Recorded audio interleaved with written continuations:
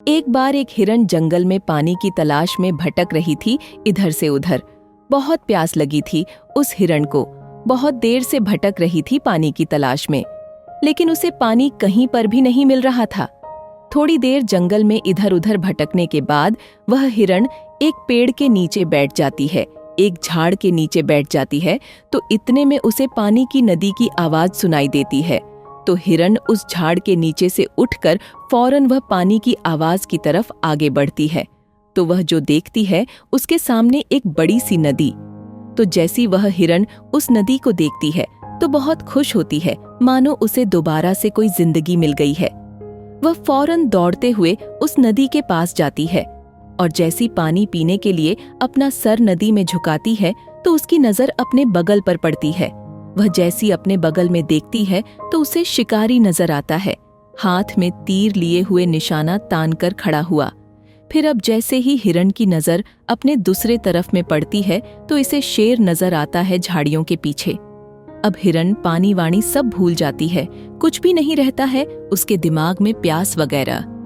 फिर वह हिरन पलटकर अपने पीछे देखती है तो उसे भयंकर आग लगी हुई दिखती है, जो कि धीरे धीरे उसकी तरफ बढ़ रही थी। अब हिरन जाए तो जाए कहाँ। दाहिने तरफ में देख रही थी तो शिकारी नजर आ रहा था, जो कि निशाना तान कर खड़ा हुआ था, और अपने बाएं तरफ में देख रही थी तो शेर नजर आ रहा था। सामने तो गहरी और लंबी चौड़ी नदी थी और पीछे तो आग लगी हुई थी। चारों रास्ते बंद हो चुके थे, चारों तरफ से मुसीबत आ चुकी थी। अब हिरन सोच में पड़ जाती है और वह यह सोचती है कि चारों तरफ से मेरी मुसीबत आ चुकी है तो मैं अपना काम करके क्यों ना मरूं। मुझे वैसे भी तो मरना ही है, तो मैं पानी पीकर क्यों ना मरूं। तो वो हिरन अपना पानी पीने में लग जाती है। लेकिन थोड़ी ही देर के बाद जैसे ही वह हिरन पानी पी रही थी तो इतनी ही देर में ऊपर से काले बादल छा जाते हैं और उन बादलों से बारिश होने लगती है। तो जो आग थी पीछे की लगी हुई वह पानी से बुझ जाती है और पानी के कारण शिकारी का निशाना चूक कर शेर को लग जाता है और शेर की नजर पड़ती है सीधा शिकारी पर, तो शेर शिकारी के पीछे लग जाता है।